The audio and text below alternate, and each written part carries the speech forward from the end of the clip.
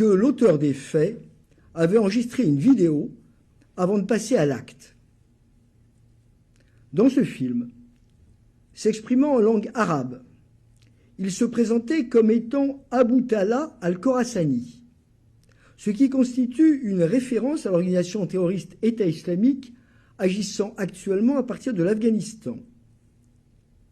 Lors de cette vidéo, il prêtait allégeance à l'État islamique. Il apportait son soutien aux djihadistes agissant dans différentes zones, notamment en Afrique, en Irak, en Syrie, au Sinaï, au Yémen, au Khorasan ou encore au Pakistan. Cette vidéo était notamment mise en ligne sur son compte X, ex-Twitter, dont un premier examen faisait aussi apparaître de nombreuses publications sur le Hamas, Gaza ou plus généralement la Palestine. Ce compte avait été ouvert début octobre.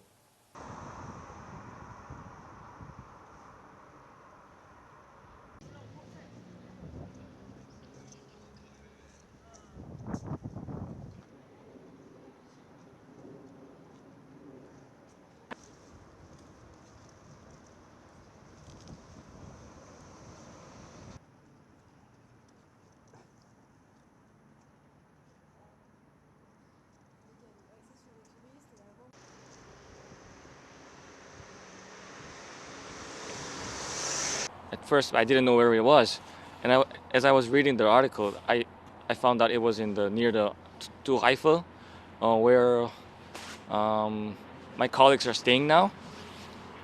So I thought that I had to know the exact spot because I have to let them know, and for their own safety and for my safety too. Well, they are tourists, right? And I'm also not a Parisian. So yeah, it could be me. That was my first feeling.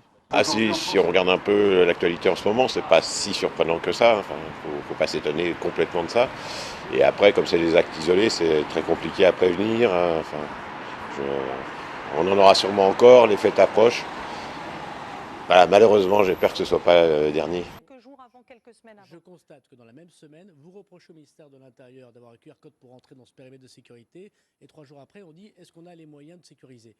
Il faut qu'on soit cohérent. Nous avons mis des périmètres de sécurité à Paris et dans toutes les grandes villes qui vont accueillir les Jeux Olympiques pour qu'il ne se passe pas ce genre de choses, on puisse contrôler l'identité des personnes.